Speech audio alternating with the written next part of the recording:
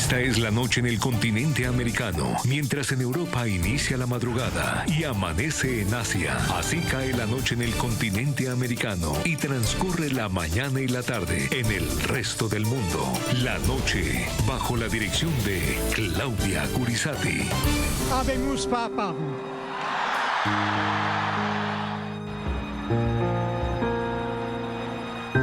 Vi lascio, grazie tante.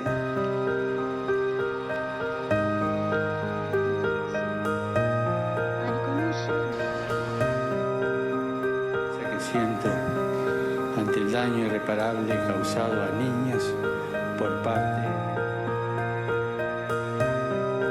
Colombia es rica por la calidad humana de sus gentes.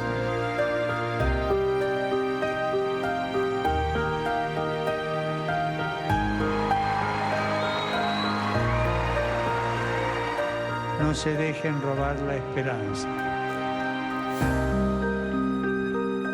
Los Filhos, Espíritu Santo. Amén.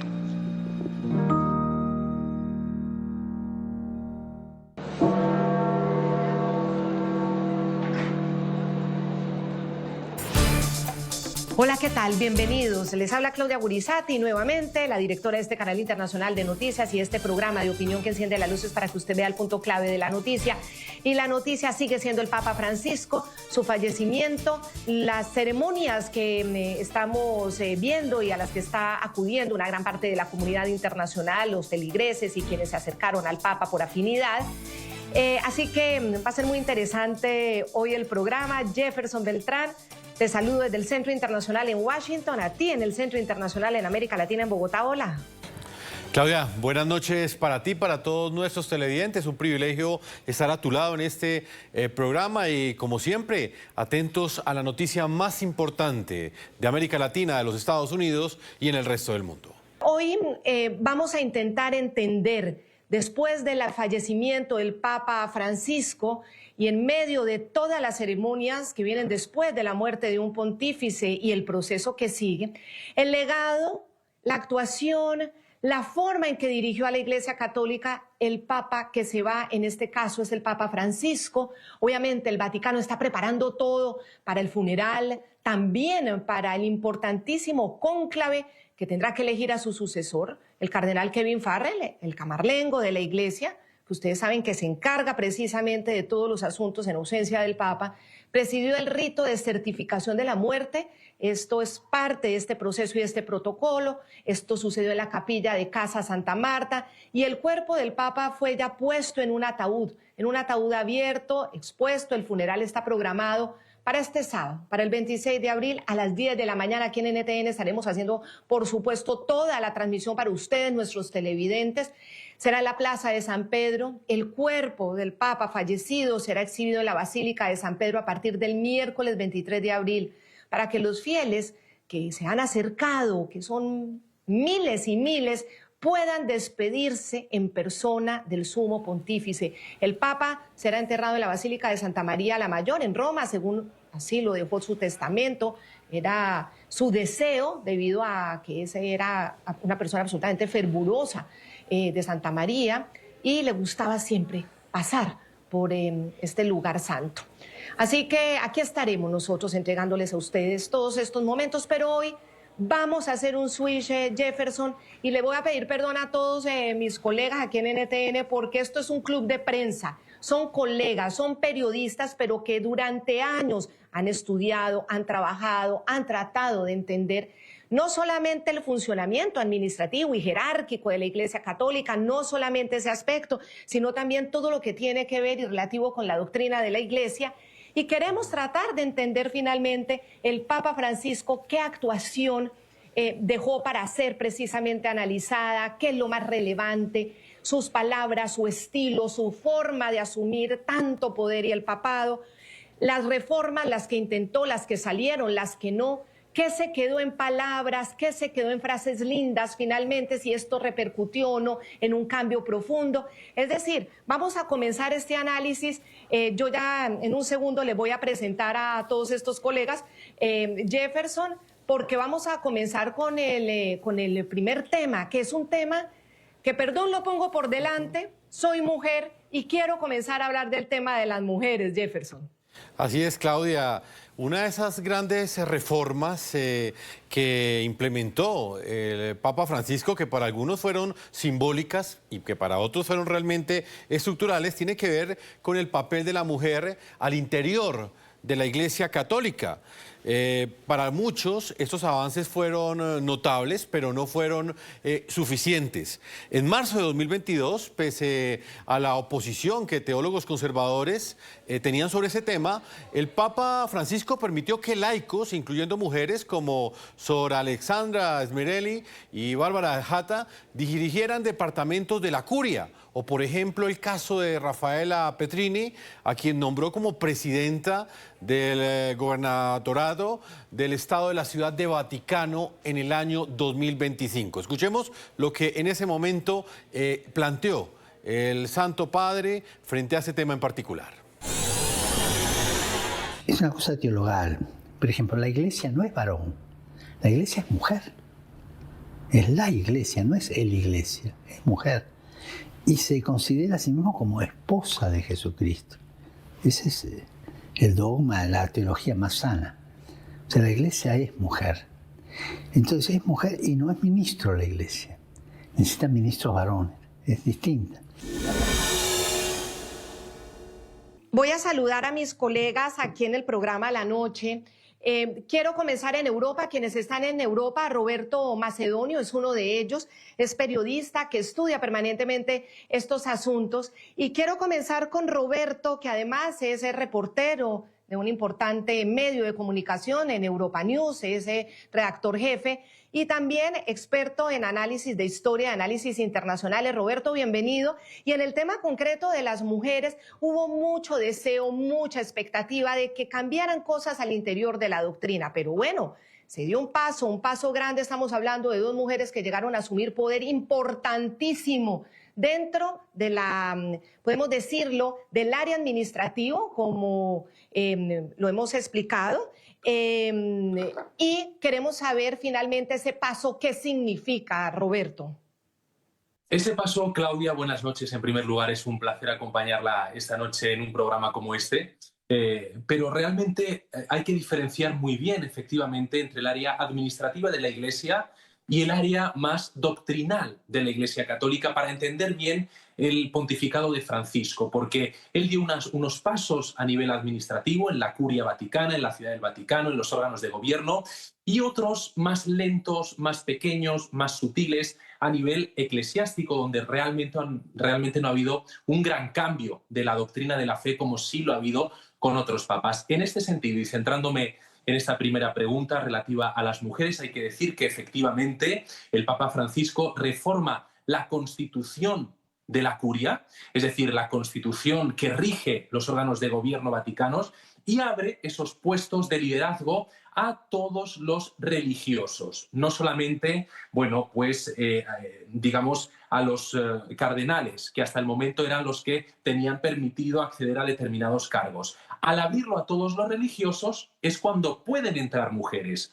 En la Constitución no es que ponga estos cargos de poder serán accesibles a hombres y mujeres. No. La palabra mujeres no está como tal escrita, sino religiosos en general. Entre los religiosos, efectivamente, hay mujeres. Y también a los laicos. Laicos en general, ya sean hombres o ya sean mujeres. Entonces, ellas acceden a esos puestos de responsabilidad. Hayan mencionado alguno de los más importantes esta noche.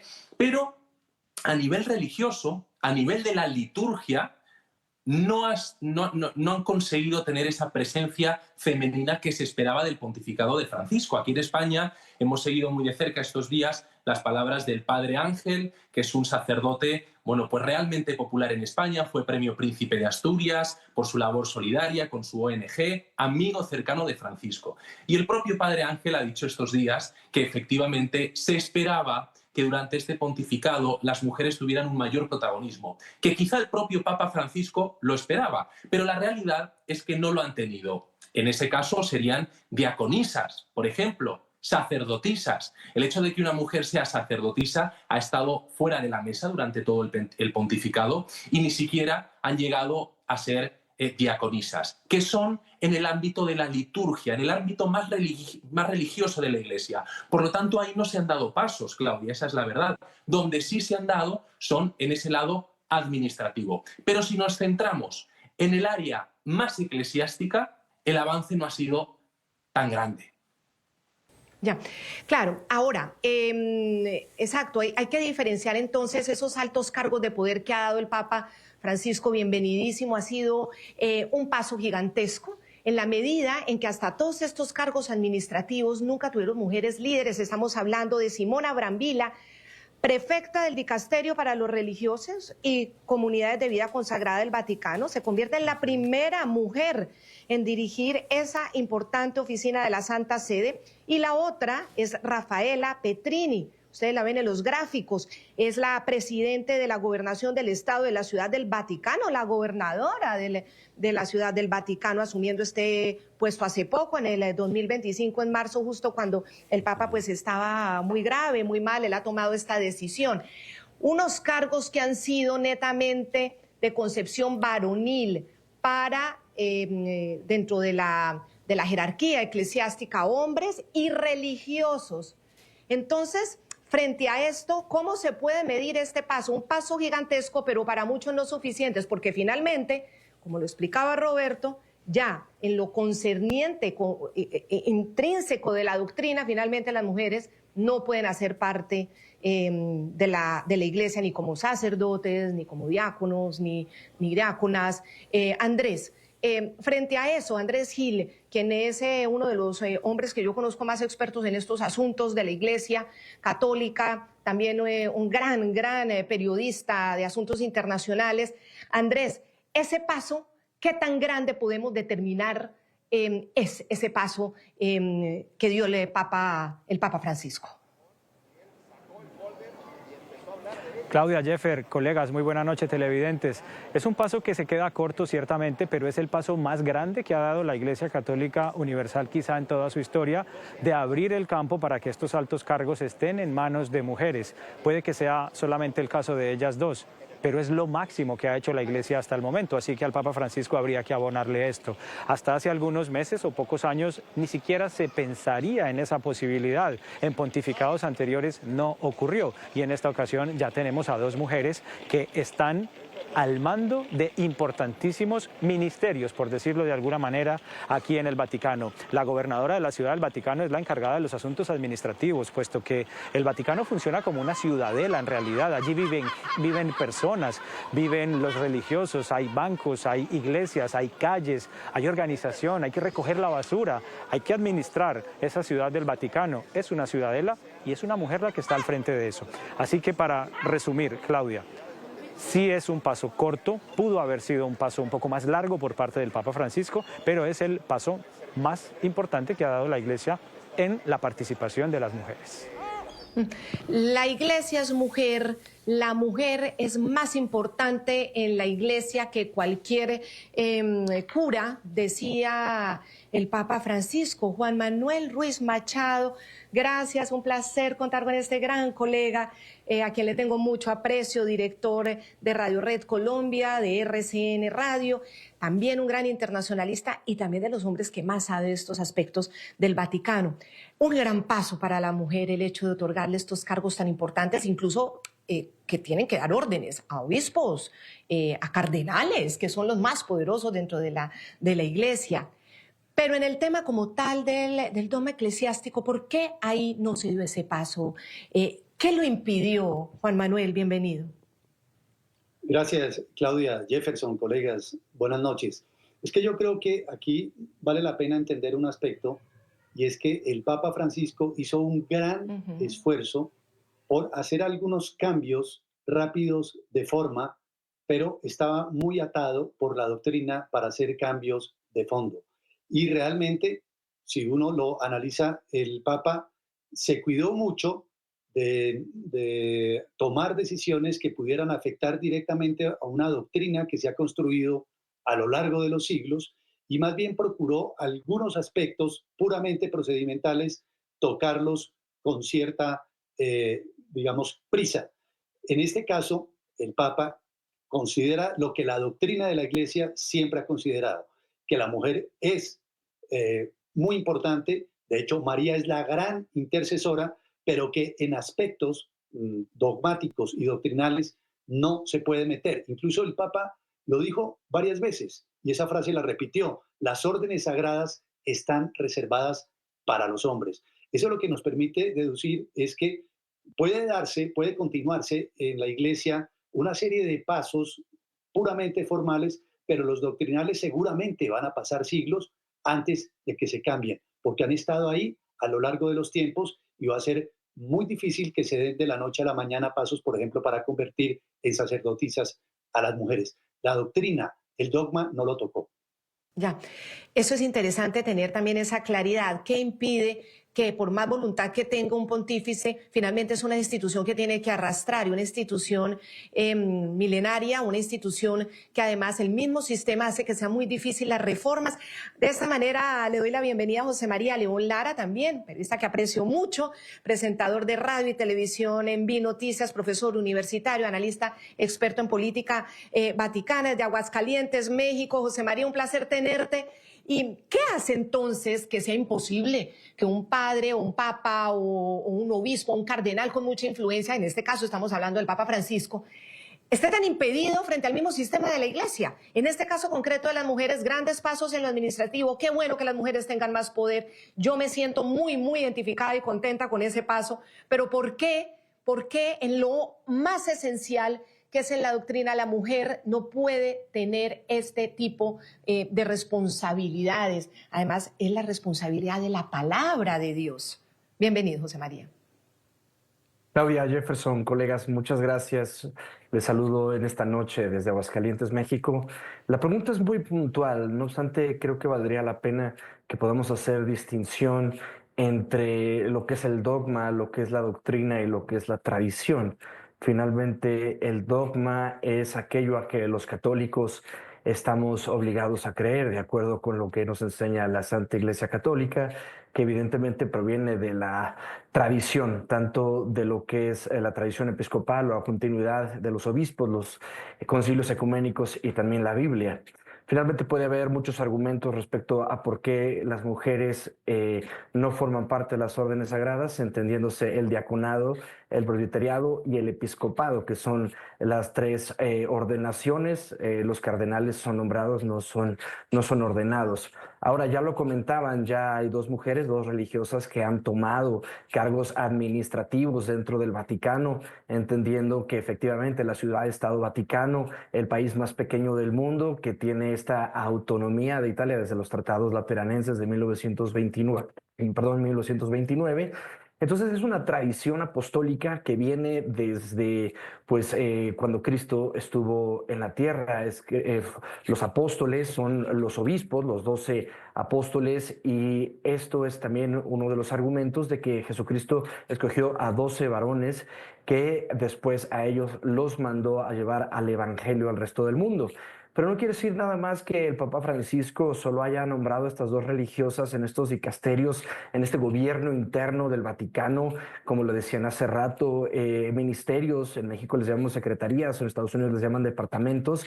Pero también desde el sínodo de la sinodalidad también se han abierto puertas a otros cargos, o sobre todo la participación de las mujeres en las liturgias, como por ejemplo en el acolitado, es decir, que las mujeres puedan hacer veces de monaguillas o de acólitos, y también formalmente se les da la bienvenida como lectoras.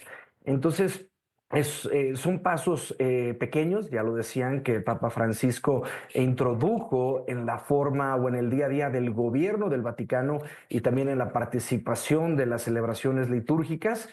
Pero sí, yo la lectura que doy a todo esto es que se respeta la tradición de la Iglesia desde los apóstoles, donde finalmente el Papa en turno es el sucesor directo de Pedro. Finalmente Cristo escogió a 12 varones y desde entonces así ha continuado la tradición de las órdenes sagradas en la Iglesia Católica. José María, vamos a una pausa comercial. Les invitamos también a nuestros televidentes a que opinen en las cuentas de X que aparecen en la parte inferior de nuestra pantalla. Cuando regresemos estaremos hablando también de otra de las posturas que tuvo el Santo Padre, el Papa Francisco, es la que tiene que ver con el homosexualismo, teniendo en cuenta que él, dentro de sus decisiones, admitió que homosexuales estuvieran en los seminarios y también que las parejas recibieran las bendiciones en las iglesias, exactamente en el Vaticano. Vamos a una pausa y ya regresamos a la segunda parte de este programa de la noche.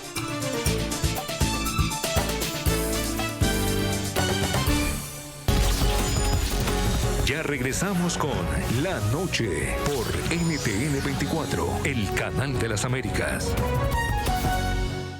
Vamos ahora a tocar uno de los temas más puntuales, más delicados, también difíciles, polémicos para la Iglesia Católica, que es el homosexualismo o las tendencias sexuales diferentes a la heterosexual. La comunidad LGTBI ha sido tenida en cuenta por el Papa Francisco de una manera muy acogedora, pidiendo que se respeten los derechos de esta comunidad, sus derechos civiles. Hay frases del Papa que ya vamos a recordar, como ¿quién soy yo para juzgar si la persona es homosexual, pero su corazón está abierto hacia Dios?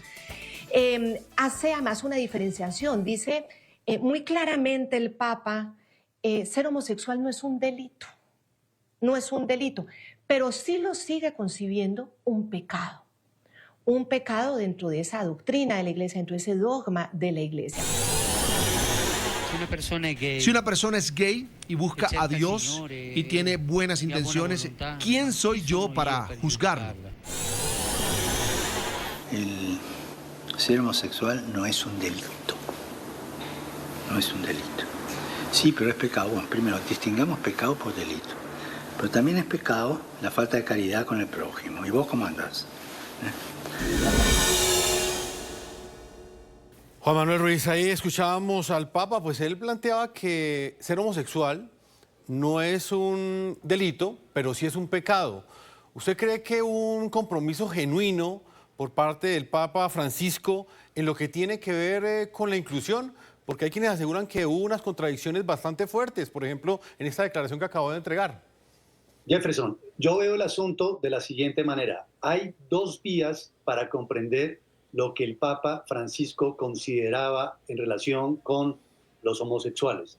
Por una parte, una mirada hacia afuera de los derechos humanos de los homosexuales.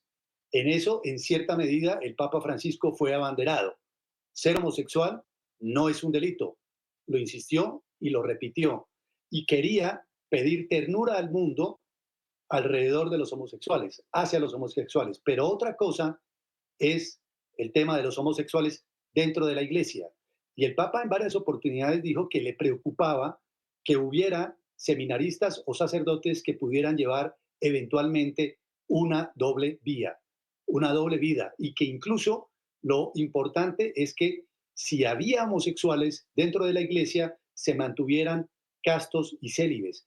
En eso tampoco se apartó de la doctrina. Digamos que eso siempre lo ha considerado la Iglesia. Ahora, el ensayo que se ha hecho en Italia tiene unas limitaciones y tiene unas consideraciones particulares en el sentido de que pueden aspirar homosexuales, no debe ser la primera condición para tenerse en cuenta a la hora de entrar en los seminarios, pero que deben tenerse en cuenta otros elementos del carácter de la persona que aspira a ser sacerdote, pero siempre y cuando no se trace una línea roja, es decir, siempre y cuando no haya una conducta demasiado evidente relacionada con el homosexualismo. Es más, se usó una palabra en varias oportunidades por parte del Papa: homosexuales que tengan conductas profundamente arraigadas. En el profundamente arraigadas está la clave. Se puede ser homosexual, se puede pertenecer a la Iglesia, pero se debe mantener casto y célibe y no practicar, por decirlo así, porque allí se estaría atentando contra la doctrina.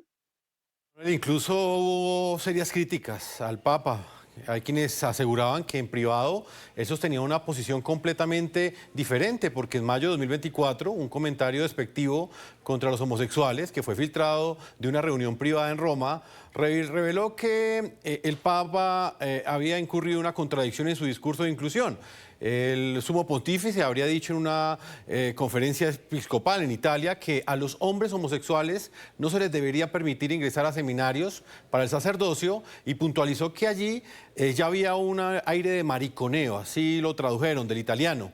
Ante estas expresiones, la Santa Sede tuvo que salir a excusarse. Matteo Bruni, director de la Santa Sede, mayo 28 de 2024. El Papa nunca ha querido ofender ni expresarse en términos homófobos y dirige sus disculpas a quienes se han sentido ofendidos por el uso de un término divulgado por otros.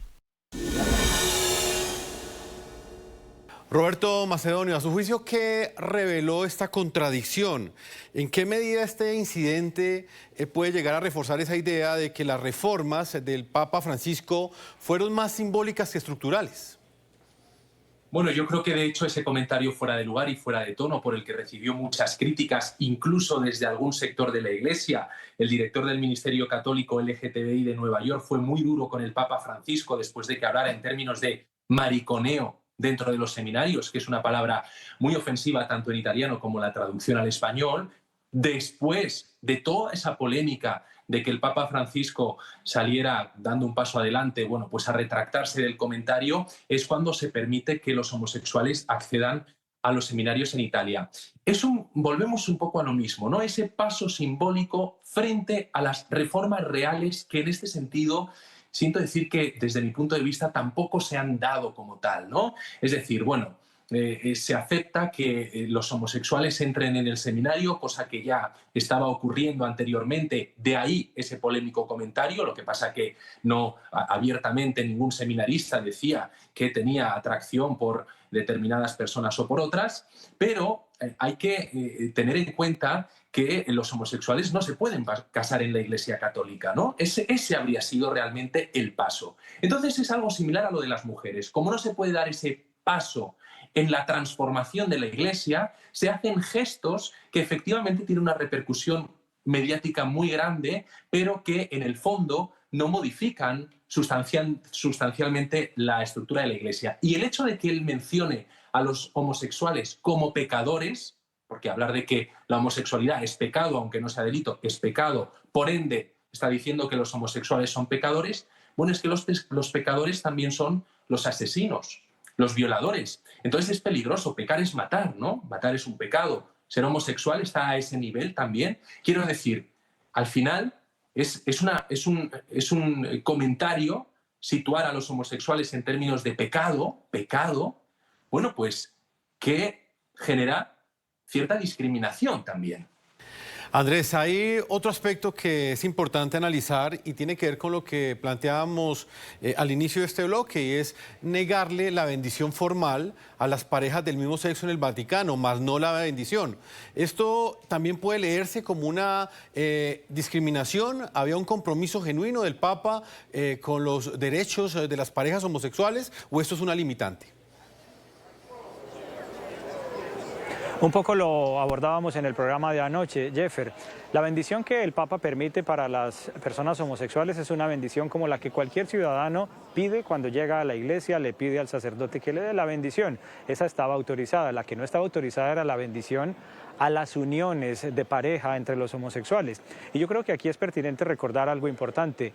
Dentro de la iglesia, dentro de la jerarquía de la Iglesia, no siempre ocurrió, no siempre existió el celibato. Eso, si no me falla la memoria, es una práctica desde el siglo XI, quizá desde la Edad Media, que se introdujo el celibato, los votos de castidad, de obediencia y de pobreza, que estaban relacionados todos ellos con cuidar el patrimonio de la Iglesia, el patrimonio económico, es decir, que los religiosos no tuviesen hijos, no tuviesen parentela, no tuviesen esposa, para que no hubiese reclamos en materia patrimonial, económica hacia la Iglesia. Así que ese celibato que le pide la Iglesia a los religiosos de tendencia heterosexual es el mismo que le pide a los religiosos de tendencia homosexual.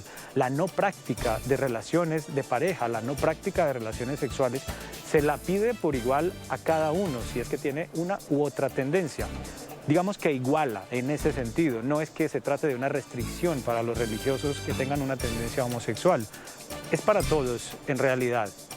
Castidad, pobreza y obediencia le pide la Iglesia a todos los religiosos.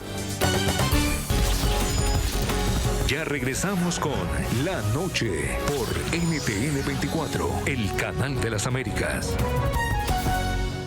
La encíclica papal del Papa Francisco, Fratelli Tutti, fue publicada en el 2020 y ofreció de verdad un sustento teológico y ético para abordar el tema de la migración como una cuestión de hermandad universal. Digamos que este mensaje es universal, es para todos los migrantes. El Papa Francisco le tocó hacerle frente a varias crisis humanitarias, crisis por una diáspora que crecía y crecía. Estas africanas que aumentaron, ustedes recordarán todo el lío de Lampedusa, recién él comenzaba su papado, y que produce esta encíclica. Todos nosotros los periodistas, y los cuatro somos periodistas, nos aterrábamos con las imágenes de los barcos humildes hundidos, los niños ahogados, bueno, unas circunstancias durísimas, pero también le tocó enfrentar la diáspora venezolana que incrementó y se incrementó y se incrementó hasta llegar a ser la diáspora más grande del mundo. También le tocó enfrentar la ucraniana tras la invasión de Rusia a Ucrania. Llamó la atención que fue muy duro el Papa en el tema de esa migración africana, en la jalada de orejas que le daba permanentemente a Donald Trump en su postura radical contra la migración, pero que tenía de todas maneras y sobre todo en este mandato que organizar esa migración. Las formas fueron muy criticadas por el Papa Francisco, pero no hubo una sola palabra, yo no le encontré ni una sola palabra al Papa Francisco, a los despachadores, a los responsables de esas diásporas. ¿Qué opinan ustedes, Juan Manuel? Juan Manuel Ruiz, me gustaría conocer tu opinión sobre esto, porque la encíclica es bellísima, los derechos y la dignidad del migrante, pero ¿por qué tan sutil a la hora de hablarle a los dictadores, sobre todo los de la región que generan estas diásporas, como el caso de Venezuela y Nicaragua? Claudia, la respuesta a tu pregunta podría estar en lo que muchos comentan desde hace mucho tiempo, que hace parte de la diplomacia vaticana. Una manera de moverse particularmente alrededor de las dictaduras para tratar eventualmente de lograr contener el daño que se está infligiendo a los súbditos de cada uno de estos países. Ya sabemos cómo se ha movido esa diplomacia vaticana en relación con Cuba, en relación eventualmente con Rusia y específicamente en el caso venezolano, siempre hubo esa incógnita. Incluso cuando el Papa Francisco estuvo en Colombia, se esperaba un pronunciamiento durísimo en relación con lo que estaba ocurriendo en Venezuela, la dictadura de Maduro, absolutamente evidente, ya la migración de los venezolanos en gran parte del territorio colombiano y gran parte del territorio latinoamericano, y sin embargo públicamente no se escuchó con mucha fuerza esa voz del Santo Padre. Esa siempre será una incógnita, pero tratando de encontrar una respuesta a ese planteamiento que siempre ha estado ahí sobre la mesa, uno podría encontrar ciertas claves en esa diplomacia vaticana. Prefería más bien moverse por debajo de la mesa, tratar de hacer algunos contactos. Por ejemplo, cuando se le pregunta por el caso Nicaragua al Vaticano, dicen no tanto la crítica directa a Ortega, sino todo lo que se ha logrado impedir, más persecución a los sacerdotes, más persecución a los fieles. En el caso de Venezuela, seguramente faltó en la dialéctica, en el discurso, muchísima más contundencia, porque siempre se esperó del Vaticano y hasta última hora nos quedamos esperando y no ocurrió. Quizás era por un asunto diplomático, por moverse quizás por debajo de la mesa de una manera más contundente. Sí, y ese ha sido uno de los argumentos, incluso cuando nos metíamos duramente aquí en el programa La Noche en el tema de Nicaragua, los mismos religiosos y creyentes en Nicaragua decían el Papa debe estar haciendo trabajo diplomático. Pero entonces la pregunta sería, ¿por qué tan diplomático en estos casos y frente a estos regímenes totalitarios? ¿Y por qué tan poco diplomático frente al ideológicamente diferente? Porque todos sabemos que también el Papa pues viene de una formación ideológica. Entonces, ¿por qué ahí sí no apelaba a ese mismo diálogo y a esa misma diplomacia? En el caso de Trump, negociar para que no hubiera muros o hacerlo también discretamente. ¿Por qué sería entonces, sería la pregunta y se la traslado a Roberto Macedonio? ¿Por qué tan diplomático en estos casos y por qué tan contundente y sobre todo juzgando fuertemente, diciéndoles, como le dijo a Trump, que hacer el muro era ser muy violento con los inmigrantes? Y bueno, está claro, eso, ser violento con un inmigrante pues es algo condenable. Pero ¿por qué tan duro y tan diplomático dependiendo de a quién le hablaba, Roberto? ¿Cómo lo analiza usted? Claudia, efectivamente, ahí vemos una doble vara de medir en esa diplomacia que se encuentra supuestamente, entendiendo que efectivamente se trataba de una estrategia diplomática en el caso de Venezuela o Nicaragua. Yo sinceramente no veo una estrategia diplomática ahí, en tanto en cuanto con otros países el Papa Francisco no tenía pelos en la lengua y él ha dejado ver su impronta ideológica durante su pontificado, ¿no? La ha dejado ver precisamente con esta doble vara de medir. Cuando estamos ante regímenes, en este caso de la izquierda más populista, regímenes comunistas, en el caso de Cuba, por ejemplo, el Papa Francisco dijo que Cuba es un símbolo no sé de qué, de la tortura, de la persecución. Dijo que su relación con Raúl Castro era muy humana.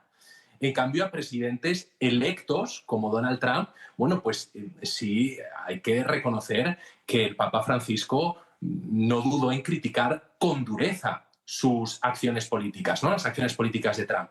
O vayámonos a China, una dictadura comunista con la que él tuvo un acercamiento en el año 2018 cuando permite a Pekín que nombre y que ordene el gobierno comunista, el Partido Comunista Chino, les permite ordenar sacerdotes, cuando es uno de los países con una mayor persecución a católicos. Yo tengo un amigo católico chino que vive en España, no puede volver a China porque ha salido en medios de comunicación criticando la dictadura de su país. No puede volver y su familia ha sido amenazada. Con esos países no solo no vimos críticas de la Iglesia, sino que vimos guiños. Vimos guiños del Papa Francisco hacia China y hacia Cuba, con esas afirmaciones que he mencionado, ¿no? En cambio, vimos una crítica muy dura a presidentes que son realmente criticables, ¿por qué no?, pero que han sido democráticamente elegidos, como Donald Trump. No podemos decir lo mismo de Maduro ni de Xi Jinping. Andrés, ¿cómo interpreta usted esta diplomacia del Vaticano, específicamente en lo que planteaba Juan Manuel Ruiz? ¿Hasta dónde de fondo hay un intento de buscar otro tipo de soluciones, como por ejemplo impedir la persecución de otros sacerdotes en Nicaragua o inclusive en Venezuela, guardando silencio frente a la persecución de otros?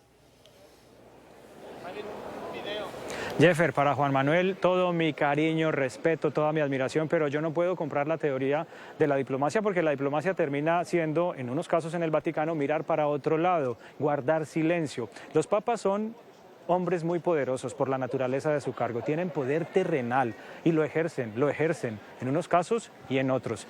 Diplomacia fue la que aplicó Pío XII y se quedó callado frente al exterminio nazi de judíos y de cristianos aquí en Europa. Cuando era cardenal Eugenio Pacelli, Pío XII, era nuncio apostólico en Alemania, no dijo nada. Cuando era cardenal, secretario de Estado aquí en Italia, firmó el Pacto de Letrán con Mussolini, con el fascismo. A los católicos les estaban persiguiendo y no dijo nada, los estaban masacrando aquí en Europa y no dijo nada por la diplomacia. Los nazis llegaron hasta estas calles de Roma en el año 43 persiguiendo católicos y persiguiendo judíos, y el cardenal Pacelli, luego Papa Pío XII durante la Segunda Guerra Mundial, no dijo nada y aparentemente no hizo nada. La diplomacia, yo no sé si en esos casos tiene que ser llamada diplomacia. En el otro bando, si se me permite el término, el Papa Juan Pablo II, ya no como polémica, sino como gran protagonista, apoyando al movimiento Solidaridad, siendo personaje que aplicaba la diplomacia para mover la caída del comunismo en su país, en Polonia, para, junto con Ronald Reagan, recuerdan ustedes, con Gorbachev, promover la caída de la cortina de hierro. Aplicaba la democracia por los derechos humanos, aplicaba la democracia porque su país primero padeció por los nazis, luego padeció por la llegada de los soviéticos. El Papa Juan Pablo II sí aplicó la diplomacia, bueno, para defender los derechos humanos, para que se impusiera la democracia, para que se impusiera el deber ser. Entonces, ¿es la diplomacia de Pío XII o es la diplomacia de Juan Pablo II? ¿O es la diplomacia del Papa Francisco, que nada dijo sobre los curas nicaragüenses, nada, perseguidos por Daniel Ortega? ¿Hizo algo? Sí, el Vaticano finalmente medió para permitir la expatriación de Monseñor Rolando, quien está aquí en el Vaticano, expatriado Monseñor Rolando, con la mediación del Vaticano, del Papa Francisco. No puede hablar, no puede dar entrevistas, está silenciado, aunque está a salvo luego de pasar en la cárcel. Entonces yo sí me pregunto qué es y qué no es diplomacia en el Vaticano. Pío XII, Juan Pablo II, su movilización reconocida. Juan Pablo II, recuerden ustedes, incluso fue víctima de un atentado aquí en la Plaza de San Pedro, le hicieron unos disparos. Nunca se confirmó, pero se dice que fue la KGB soviética. Juan Pablo II puso hasta su vida en riesgo porque la diplomacia que él aplicaba era para defender a los ciudadanos inermes, a los que estaban siendo atacados y perseguidos en su país y en toda Europa y en todo el mundo. No me quiero extender, pero no creo que se pueda esconder detrás de la diplomacia eso de mirar para otro lado. Bueno, el Papa Francisco sobre Venezuela. No conozco una gestión del Papa Francisco para la liberación de los presos políticos en Venezuela. Su secretario de Estado, Claudia, el cardenal Pietro Parolin, fue hace algunos años, quizá antes de la llegada de Francisco al pontificado, fue nuncio apostólico allí en Caracas, conocía perfectamente cómo se movía el régimen chavista madurista. Yo no sé si de manera silenciosa hicieron algo, pero en público yo no conozco una gestión para que liberaran a los presos políticos, Claudia.